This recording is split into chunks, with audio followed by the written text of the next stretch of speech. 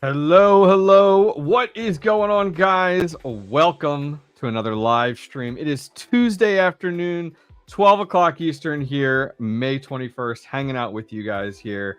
Let's get this a little more full screen. There we go. So today's going to be a lot of fun. This is our third live stream that we're now doing in the middle of the week. If you guys aren't familiar, we do a live stream now Tuesdays and Thursdays at 12 p.m. to 1 p.m. Eastern. Change things up. No more of these late, crazy hour streams. This allows us to hit a larger audience and demographic worldwide and allow you guys to tune in. So today I have two guests here that'll be joining us here in just a minute from the AlphaPex team. Brand new manufacturer to the crypto mining scene, well, at least brand new to most of us here. They've been around for quite some time now, but it'll be cool to have them join us, and we're going to talk a little bit with them. But I encourage you guys to chat, hammer them with questions. You know, they're here to answer community questions. Anything you guys may have. How does this work? How does this, why did you go this route? Things like that. I think those will be great. They may have some questions that they got to get back to us on, which is no problem. We totally understand it, but should be a lot of fun. So once again, thank you guys for joining. We're going to be hanging out here till the end of the hour, about 1 p.m. Eastern. But this will be a quick few minutes hanging out with this gentleman. So let's go ahead. We're going to welcome Payne and also Ben from AlphaPex. Let's add them in here. Gentlemen, welcome. How's it going today? Going well. Thanks for having us. We're super happy to be here. I'm personally based in New York, and Ben would like to take over. Yeah. Nice to meet everyone here. So my name is Ben, and I'm the VP of Product from AlphaPex. I'm based in San Francisco Bay Area. Yeah. Nice.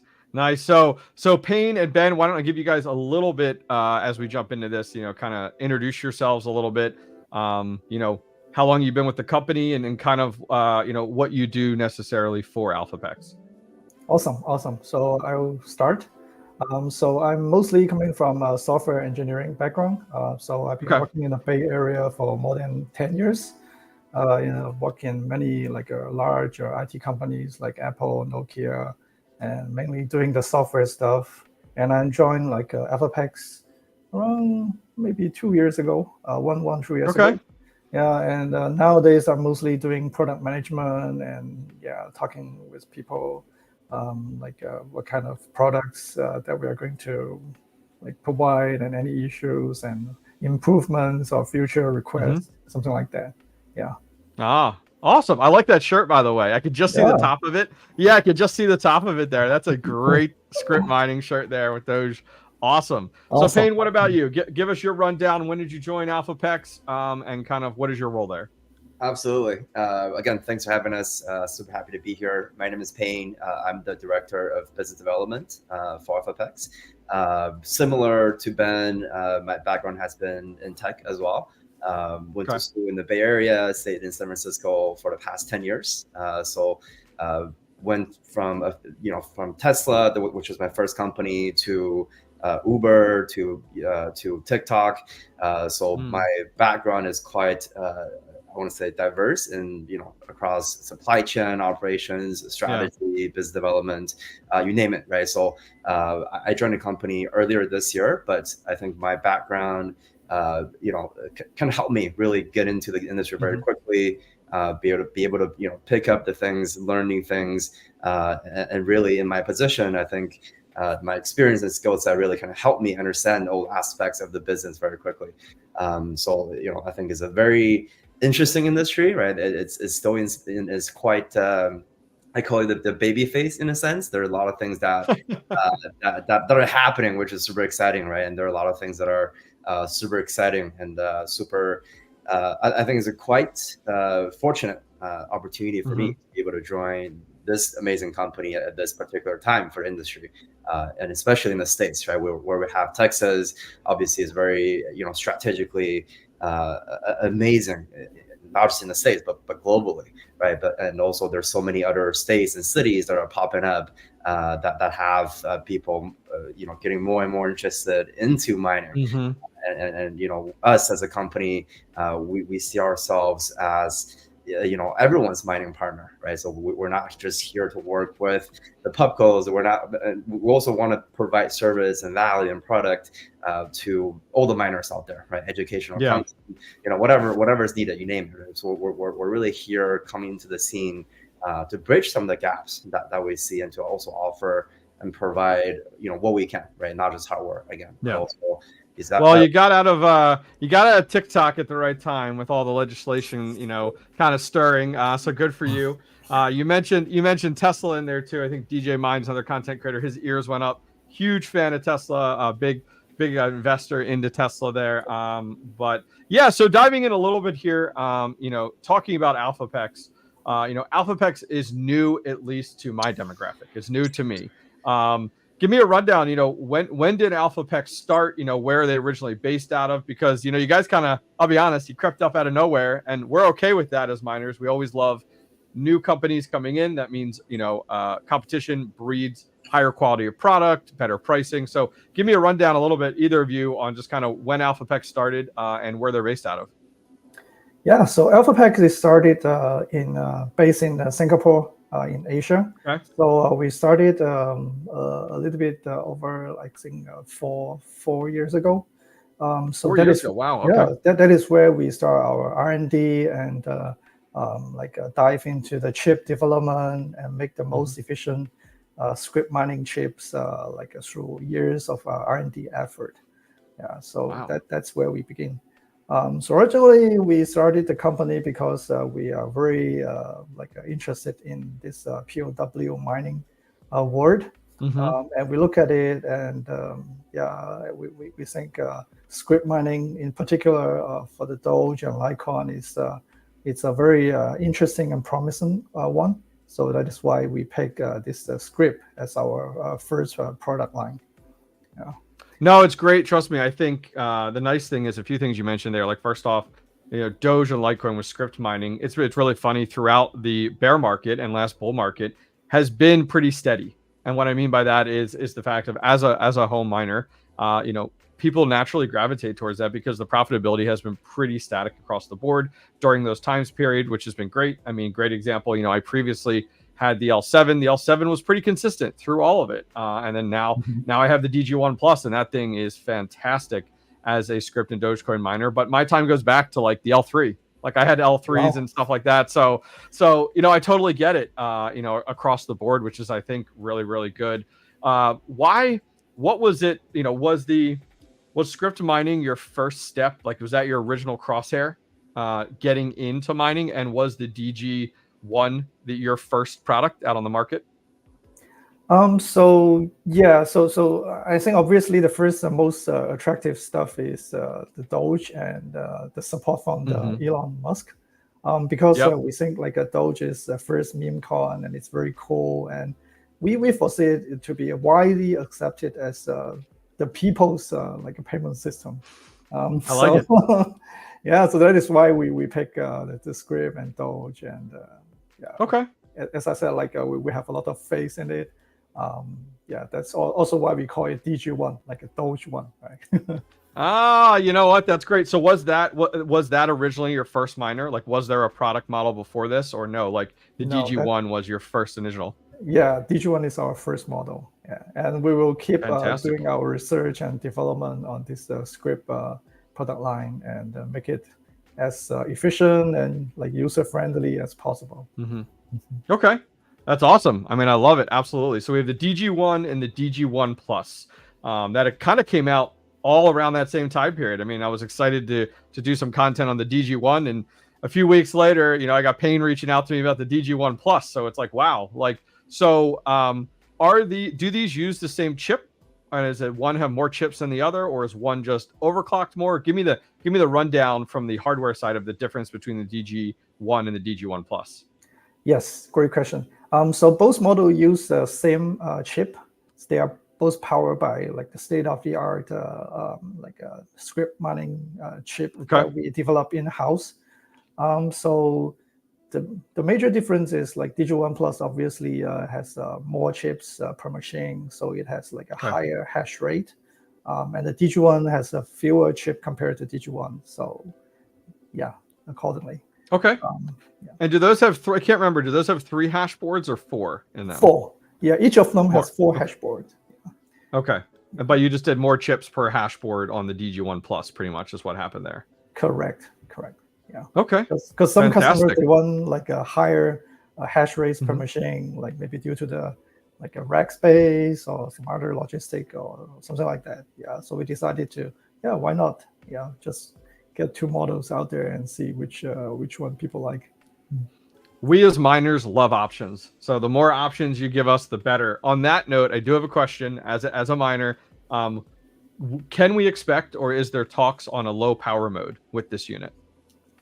Yeah, it's very possible, but I don't have any concrete thing to say at the moment. No. That's perfect. That's perfect. I love to entertain it and put it out there. Especially during the current market. Where things go.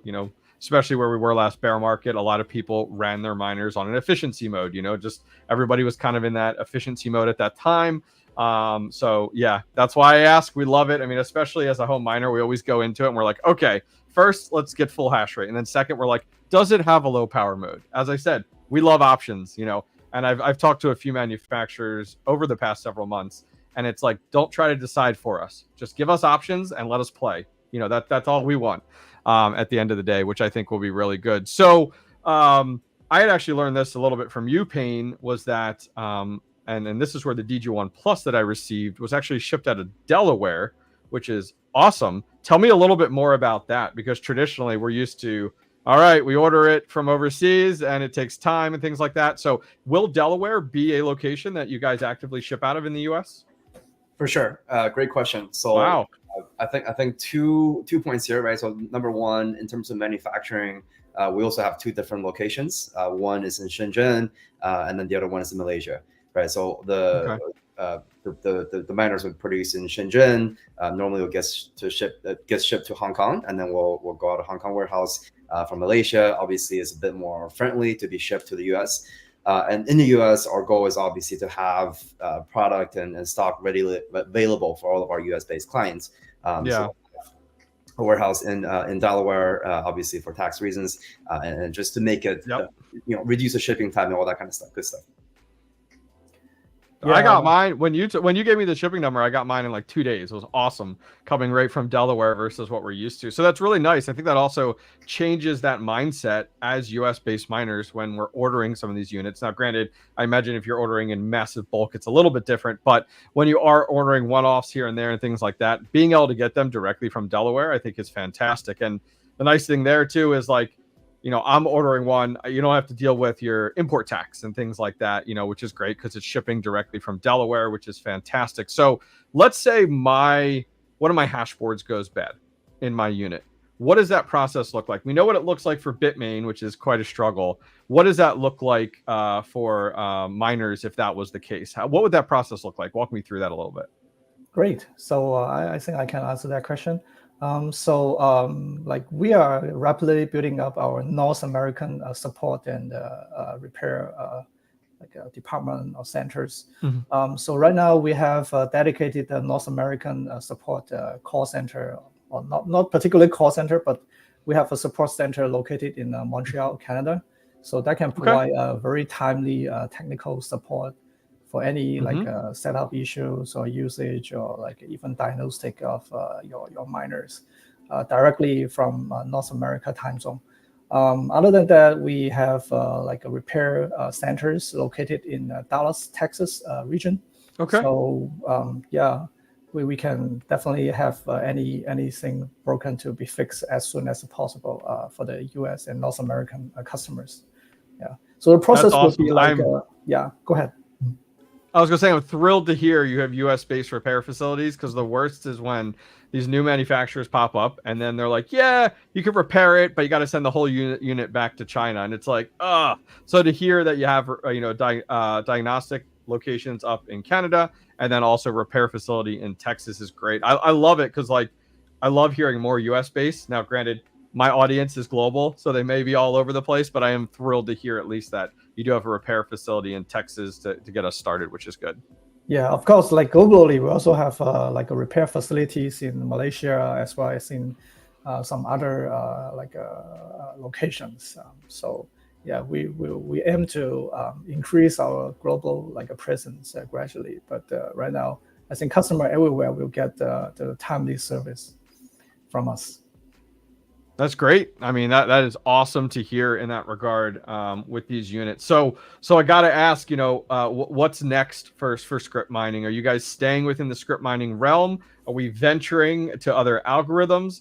I know you just launched, so it's like, well, don't get ahead of yourself, but you always got to look down the road. Without giving too much, as I understand, what does your roadmap look like for the team right now? Yeah, so I think in the near future we will be very laser focused on the script mining direction. We will work hard to improve the efficiency as well as meeting any needs for the miners, large or small. For example, for the home miners, we will definitely want to help them with mining at their home without disturbing other people a lot. Right. So for the large scale miners, we're going to provide solutions to help them mine at a very efficient scale. Yeah. So at the moment, I think I would say we're very focused on the script, and also because we are very interested or see the great potential in the Doge community. So that is one other things we will be actively participate in the Doge development ecosystem. We want to support more Doge developers. We want to support the Doge payment system. We want to participate more in the Doge ecosystem, make friends with people. Yeah, because in the end, Doge is the people's coin, right? So I'm not complaining. I'm a huge fan of Doge. It's in my top 5 portfolio positions, so I cannot complain whatsoever. So that's great to hear. I know sometimes it's nice to be able to identify a brand with the crypto behind it. So AlphaPex, script mining. It's nice to connect those dots, which I think is fantastic, especially with script in that regard. So you talked a little bit more about home mining there, and Payne or Ben, feel free to jump in. And this might not be shareable or not. Is there any thoughts? You guys have gone with the DG1 and then you ramped it up to the DG1 Plus. Is there any thoughts on scaling that down to go with a mid-size model or a lower tier model to target a different audience than the enterprise with a full size? Or where are we at with that today?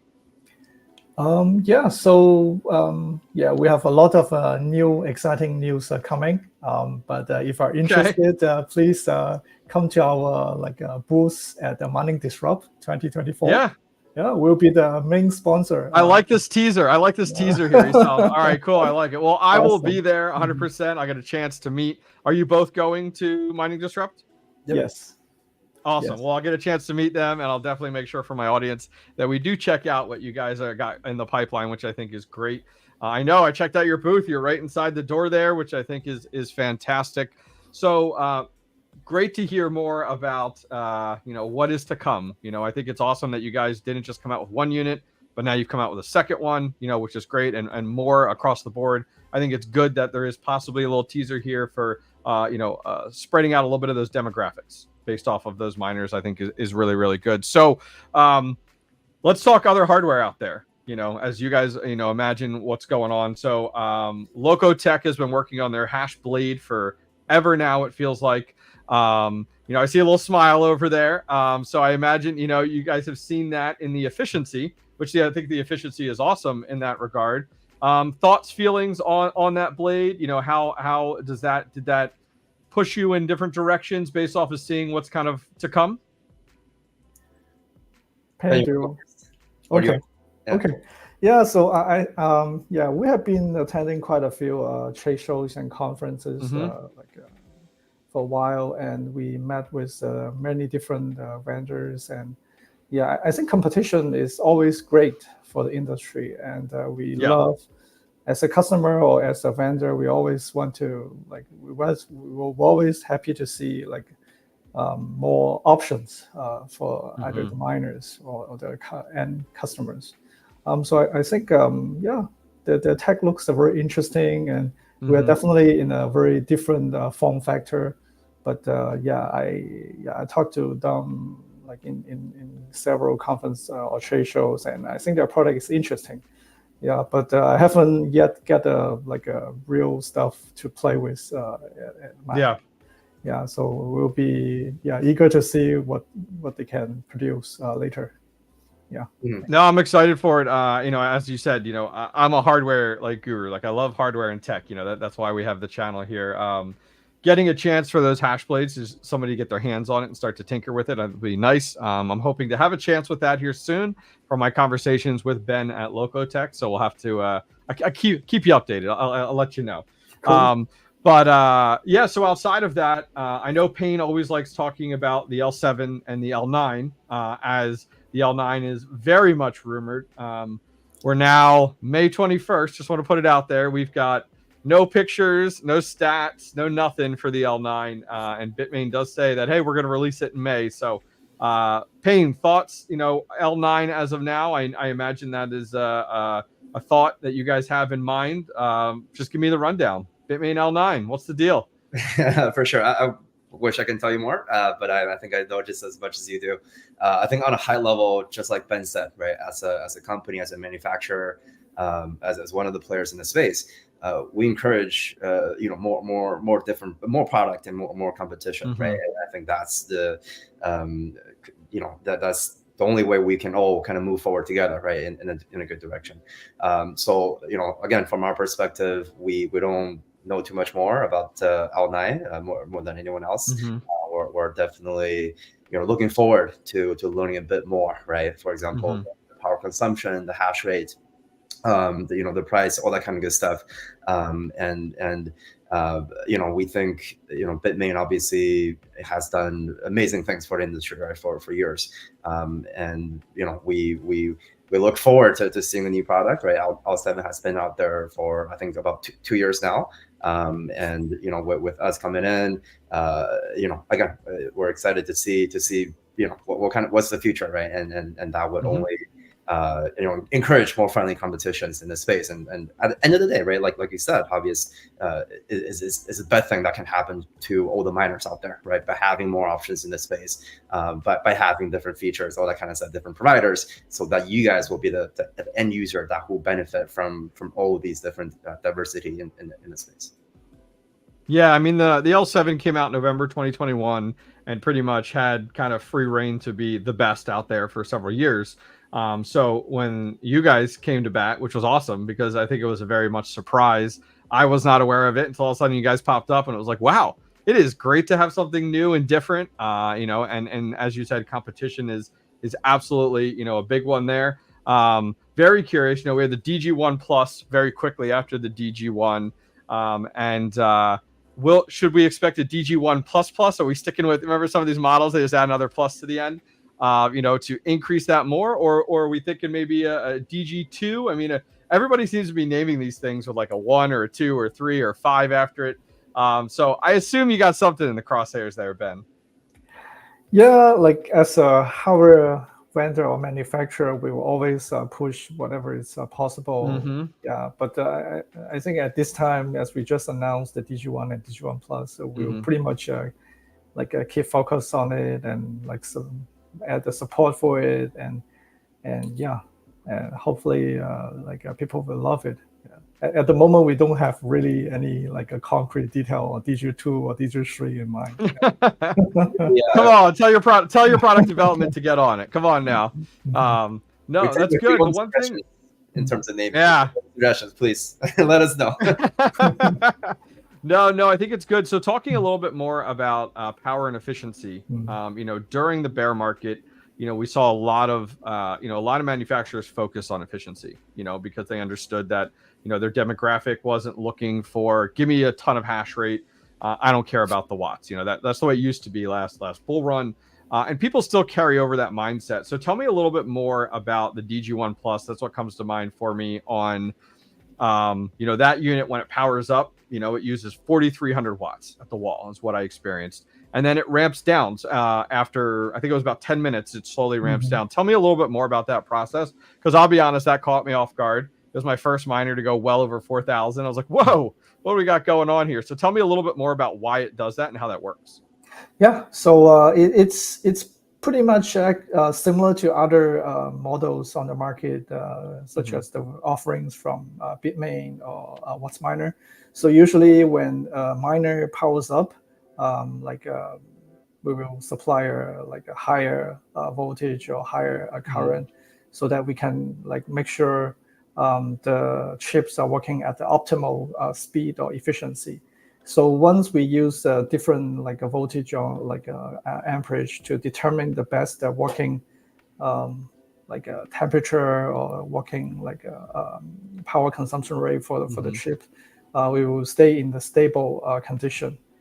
So this what you mentioned in the first maybe 5 to 10 minutes or so, it's actually a self-testing mode. So basically to make sure the miners will turn on and run at the optimal efficiency and the power. So once it determined that, the control unit will keep the data and make sure the miners is working as stable as possible. Yeah, so this 5 to 10 minutes is pretty much a startup period. So once you get past that period, the miners will be working very stable.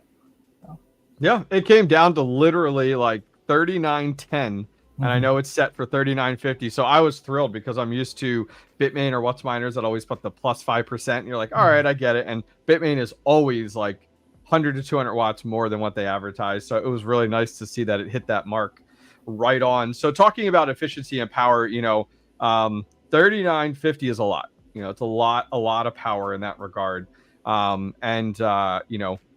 What it was, where my mind goes is as a home miner, and I think miners across the board, you would hope that the efficiency catches up with technology so that we can lower that down, to kind of keep that operating cost out there, which kind of first comes to mind on those models there. Based off of what you're seeing with script and mining with that, is power the easy one to increase your hash rate? Because great example, I'm just looking at Bitmain with their S21 models and S21 Pros. They're just cranking the juice, it seems like, to get a little bit more out of it. So give me a rundown on kind of why or where we settled at with that almost 4,000 watts for the DG1 Plus. Yeah, I think it ultimately comes down to what the power supply's limits are. Right? So, for example, our DG1 miner is supported by 2 power cords. And if you each power circuit is, for example, has a breaker of 20 amps. So that pretty much sets the upper bound of what you can put into a single machine, right? So basically 2 power supply circuits, each 20 amps. And then that is a 40 amps. And if you times the voltage, which is 200 to 240, then you get around the upper bound of what usually a home or a mining circuits can support, right? Of course, the industrial settings are quite different, but that if for some industrial customers, they may have a better support for the power distributors or PDCs. Yeah, but we want to make our products as accessible as possible. So that's one of the important considerations where we set the upper power consumption limits are. Yeah.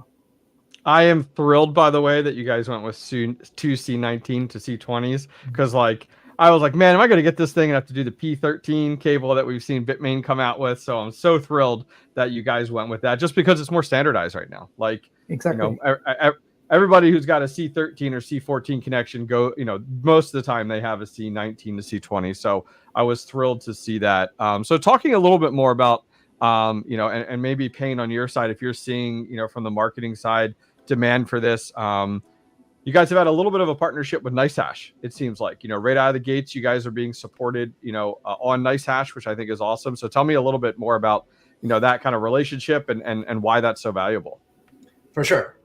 So, on a high level, right, we want to be able to provide an experience to all of our users that's as seamless as possible, right? We know obviously many Bitcoin miners out there and who have different Bitcoin strategies, right? That they want to hold on to it or they sell on a daily basis. So we want to be able to work with different mining pools where they offer these options to the miners, right? You can choose to get paid out in Bitcoin on a daily basis, or you can choose to be paid out in Doge or or likewise, right? So the way we see it is, right, like if you have a Bitcoin holding strategy, right, work with one of our recommended pool partners, right, like 𝐿hash, like 𝐿eXr, where you can have the option to be paid out in Bitcoin, or hold on to a little bit Dogecoin for the upside, right? So it's your decision to choose and pick your own strategy. So again, we want to make that experience as seamless as possible. No, I mean, I think it's awesome. I mean, as I said earlier, us miners like options. So like for me, my first week or so, I ran mine script mining. And then my second week, I was like, throw this sucker on 𝐿hash. And now I got it on 𝐿hash. And it's funny, the DG1 Plus is my most profitable Bitcoin miner. Like I'm getting paid out in Bitcoin with it, and it's my most profitable one.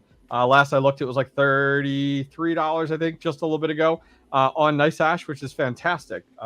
Just having those options, I think, is huge. But I like being able to swap back and forth. So talking about that, I'm curious if you've had companies like HiveOS or companies like 𝐿hash or LuxOS reach out to you guys about firmware and being able to, what options do they have to, flash your hash boards? Or are you guys looking to more kind of, hey, we want to keep things the way they are? Kind of what are your thoughts on outside third-party firmware? Maybe not now, but maybe down the road. Yeah, Ben, would you like to take this question? Yeah. So I think our firmware is already working on the optimize the basically provide the best hash rate and efficiency for our machines. So at the moment, we don't plan to officially support any third-party firmwares. But we love collaboration. So for example, we work with Foreman, which is the most popular one of the most popular miner management systems. Yep. We work with Foreman to provide a support so that our machine can be managed by their system. We always love to collaborate with every player in this industry. Absolutely. Great, I love it. That sounds good. So you guys will be quick. I'm going to pivot over to a Mining Disrupt question. Just thought about it. So you guys will be at Mining Disrupt. What can we expect? What can we expect having AlphaPex there? So if those that are going, why should they stop by your booth? Give me a rundown. Yeah, maybe I can start first then. So Hobbyist, going back to your previous question, right? Like we're actively trying to work with all the players in the space, including Foreman, including 𝐿eXr, including 𝐿hash. So we're going to debut this AlphaPex X concept at Mining Disrupt, where we're going to have basically to showcase our collaborations with all these these players in the space. A lot of them be Mining Disrupt. They're going to have booth. So you're going to be seeing our miners pretty much hopefully kind of throughout the venue. That's one thing. The other thing is something you already know, right? We're going to have a designated area for creators, KOLs in the space to come and do content, do interviews, all that kind of good stuff. So we're hoping to get a bit more media exposure that way. It's going to be a nicely set of area. You're going to see Ben hanging out there quite a bit throughout the and then obviously we're going to showcase kind of our capability in terms of after sale support, in terms of repair, in terms of you can come in and see. We're probably going to take apart a few of our miners to show you guys what's smart. Love it. Showcase the quality of our product, right? So you can expect a lot of those in play. On top of all those, we're going to be doing some raffles, right? I know we have some pretty amazing gifts. I would personally like to awesome myself, but I don't think I can participate in the raffle. But all the folks coming to the event, so swing by the booth. You're going to see a lot of cool things, and hopefully go home with some prizes. Yeah, that's awesome. I mean, I'm excited for it. It's always good.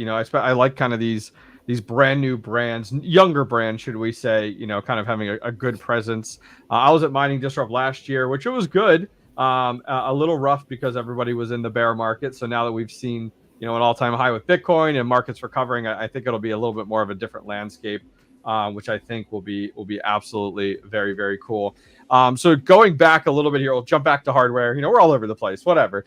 So one of the challenges we saw as miners, just getting into the nitty gritty with brands like Ice River, which you've kind of put a lot of my concerns to bay regarding US-based repair facilities and US-based distribution. It's like fantastic. You know, you guys are checking all the boxes.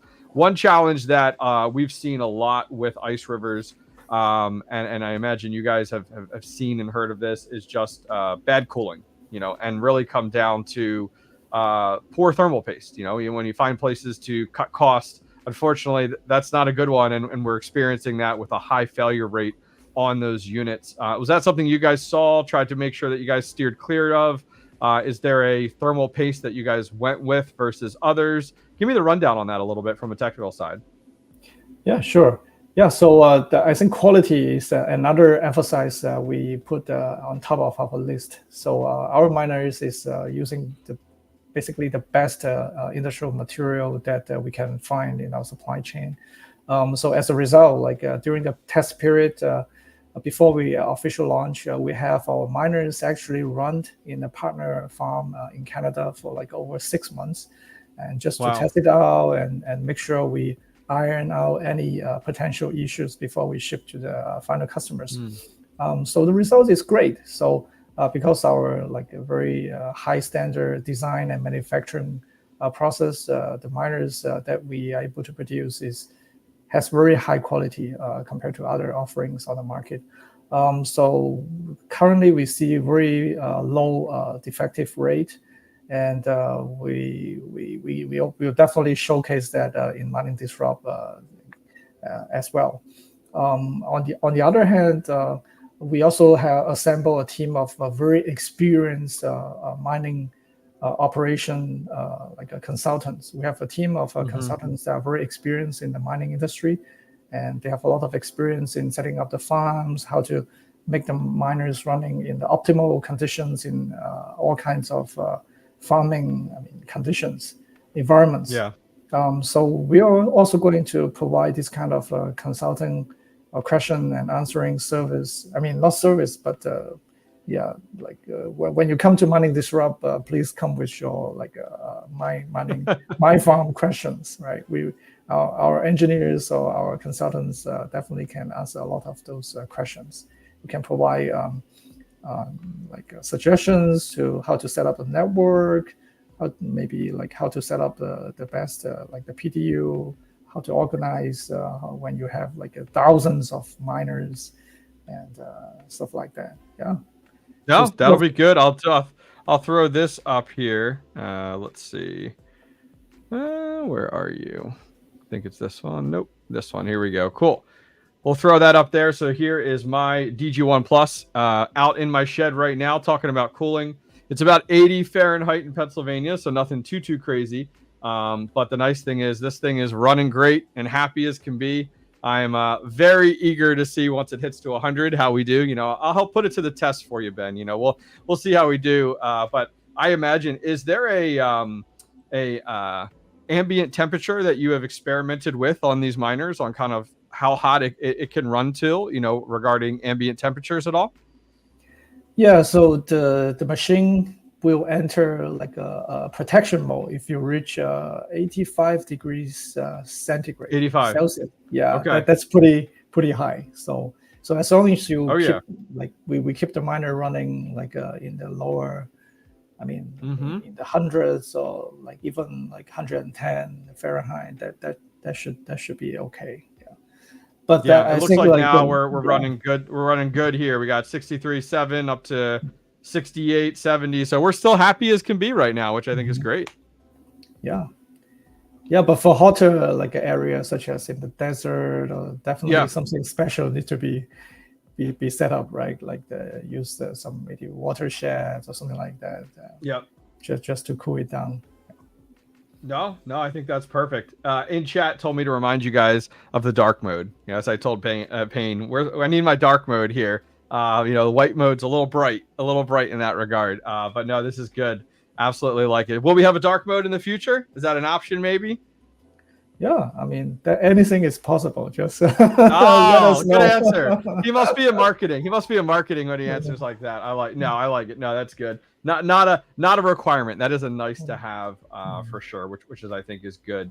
Yeah, I mean, it's always good to hear, you know, of these seeing how they perform. I can't wait to put it to the test as time goes on to see, you know, because mine's right out in the heat, you know, right now. So I like to, and I have no issues, which is fantastic. You know, the worst is as you get these miners and you start to see them lower their hash rates because of massive amount of heat. And granted, I'm not in Texas or I'm not in California, you know, Phoenix area, but definitely good to know. A question bouncing back and forth to the repair side we were talking about earlier that came from chat was something that Bitmain instituted, and I'm curious if this is something that you guys have juggled or thought about, is the fact of third-party repair facilities. So like right now, Bitmain has some classes that are available to help learn how to repair these, and now you have another repair location in AlphaPex's kind of Swiss Army knife that people can go ahead and send them to. Is that something you guys are considering in the future, or where are you guys at with that?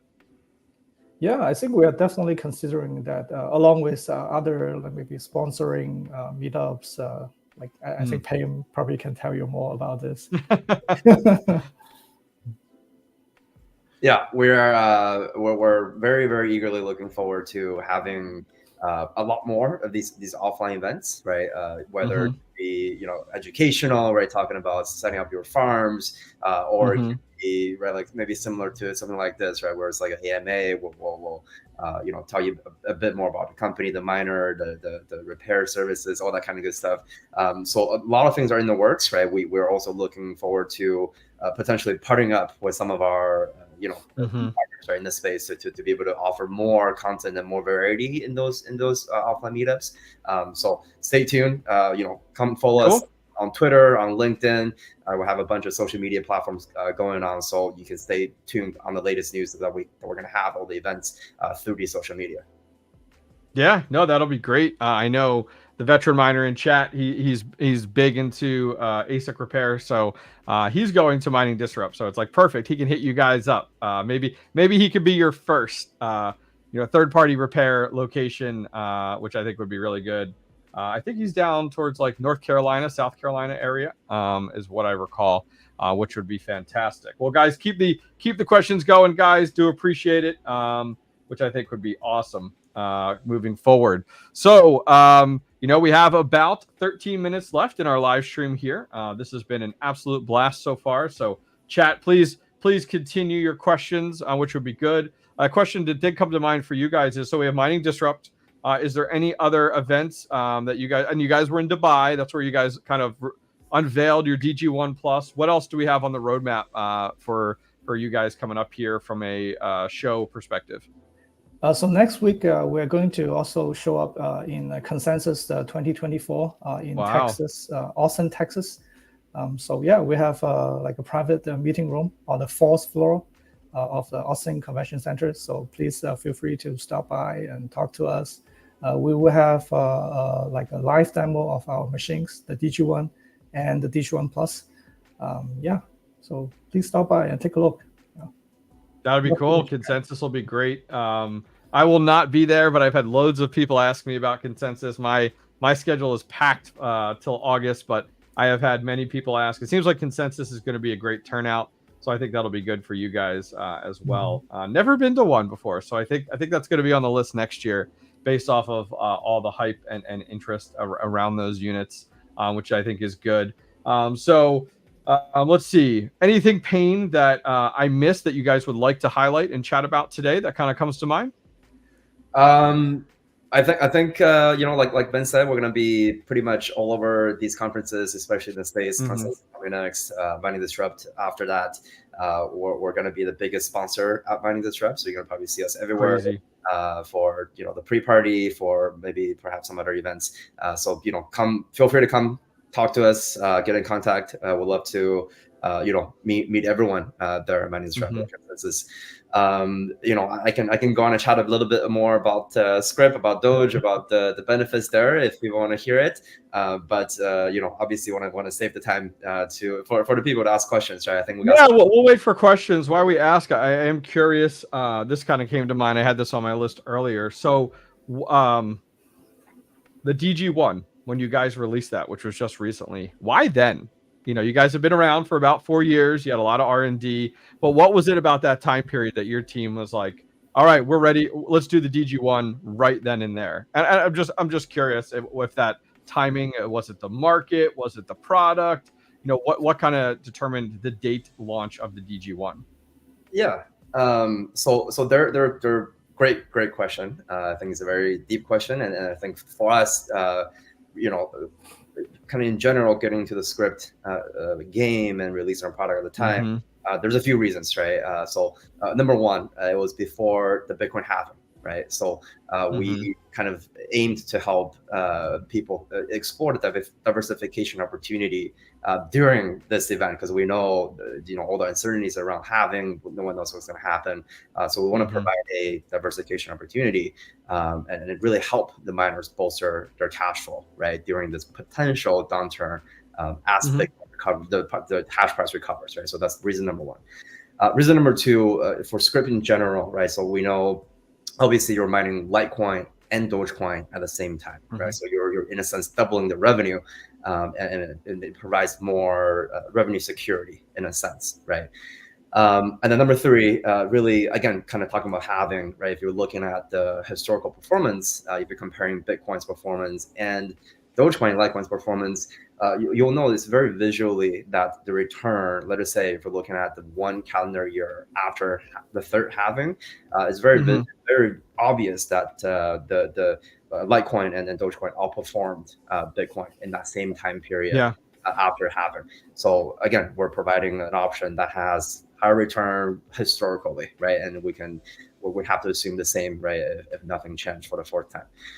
And number four, you know, from a more hardware perspective, right, you know, our miner really has the best efficiency, power efficiency, and revenue efficiency, right, in both worlds, compared to most of the product out there, right? Not just the script miners, but also compared to most of the Bitcoin miners as well. So, you know, especially for pubcos or for the miners who are replacing their old miners, right, during this halving event, you know, we provide an option for them to even further increase and help optimize their fleet efficiency. That's number four. Last one here, I know it's a long one. No, go for it. But the last one here is, you know, the script network is very, very early stage, right?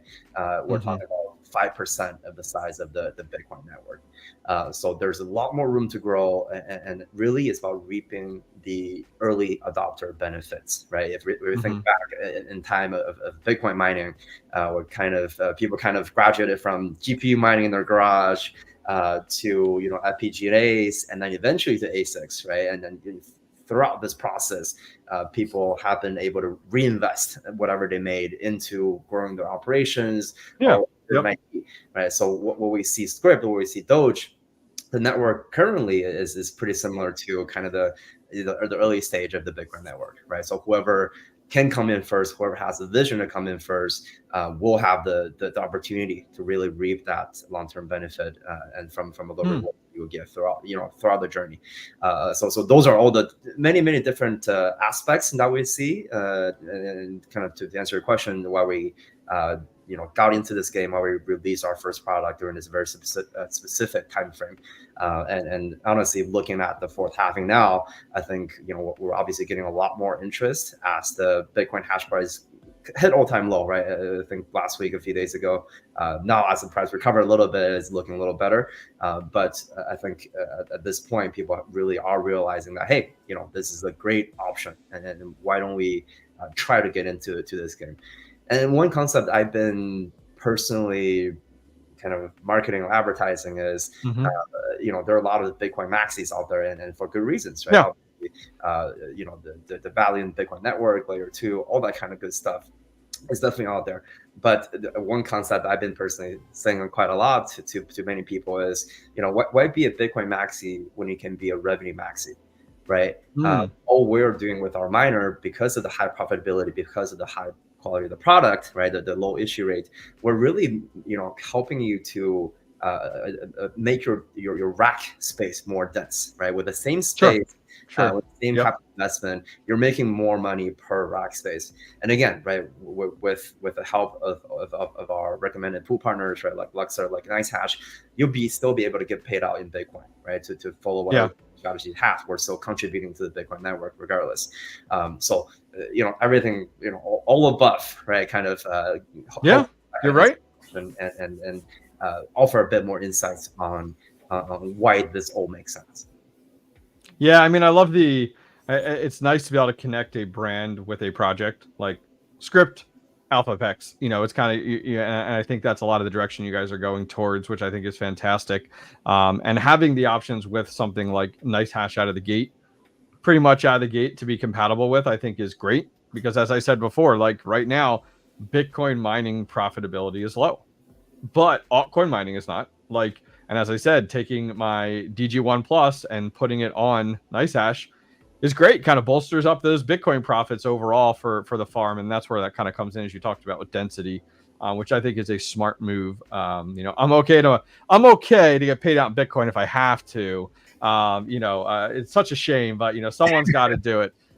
So yeah, absolutely. Which I think is really, really good. One question I thought about more on the hardware side, Ben, I throw it back to you a little bit. Looking at the chassis of these units, what were some things that you guys went with? The traditional ASIC chassis is very similar, but there are some differences there. We first talked about with the power plugs, going with the C19s. Are there any other physical items that I might have missed where you're like, oh, this is a big differentiator with the AlphaPex versus others out there?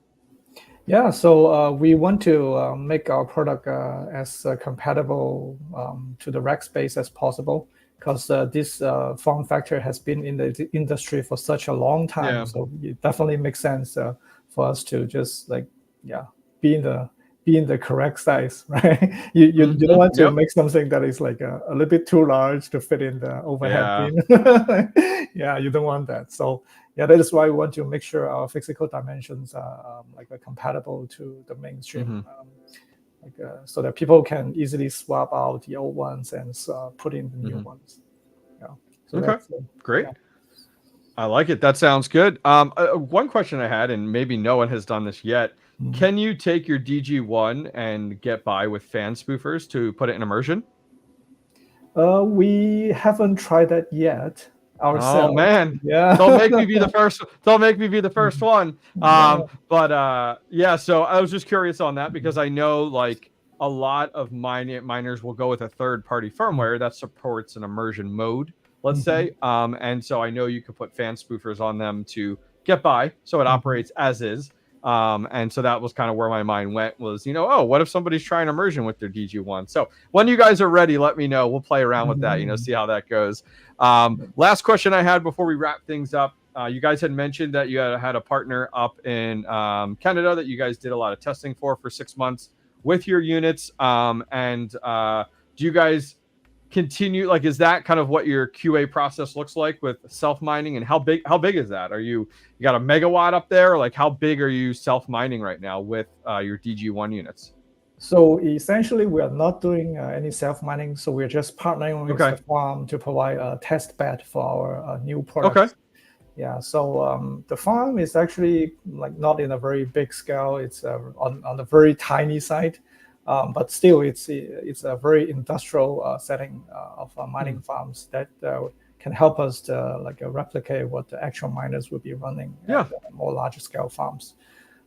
So yeah, so I think it's very valuable for us to have this testing process when we're developing our new products. So we want to make sure the things are working not just fine in the lab, right, but also working fine in the actual production environment. Yeah. So yeah. No, thrilled to hear that. I mean, I think that's super important. Like, the QA process is something that we, unfortunately, as miners, the lack of QA process is what we end up experiencing with high failures or problems or bad thermal paste or things like that. So it's great to hear that you guys do have something like that underway here, especially in the Northern Hemisphere, which I think is great. And then I am kind of thrilled to hear you guys aren't self-mining. It's not like you're Bitmain and you got a massive facility packed full of these. And it's good to hear. It's good to hear that in that regard. We recently saw Bitmain's now offering hosting, which is new and different, that they've partnered with somebody on that. Is that something you guys are considering, or that's way too far out there for such a young company like yours? Yeah, so we are, definitely open to any business collaboration opportunities, but right now we don't really have a lot of hosting resources to share with at the moment.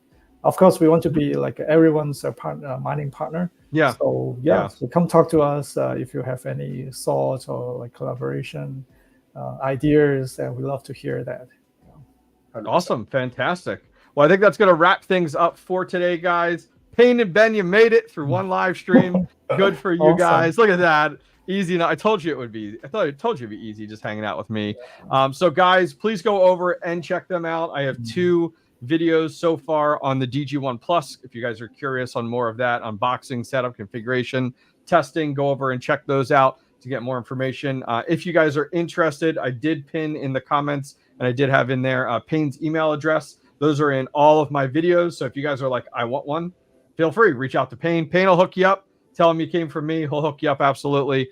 Reach out to him and easy guy to talk to, which I think is great. So Payne, Ben, I appreciate you guys coming out and chatting with us a little bit more about AlphaPex. Thanks, guys. Awesome. Yeah, awesome. Yes. Nice talking to you guys. Thank you. You too. Bye-bye. Bye. All right, guys. Well, that is going to wrap things up for today. Had a blast hanging out with Ben and Payne. I'll get a chance to meet them in person at Mining Disrupt here in just a few weeks. Hopefully you guys are going. If you are, stop by, say hi to me. Also, stop by the AlphaPex booth and say hi to both of those gentlemen. If you guys have any more questions, feel free to reach out to me directly. You know, I'm always available on Discord, Twitter, Telegram, wherever you guys can find me. So thank you guys very much. I'll see you guys next time. Take care.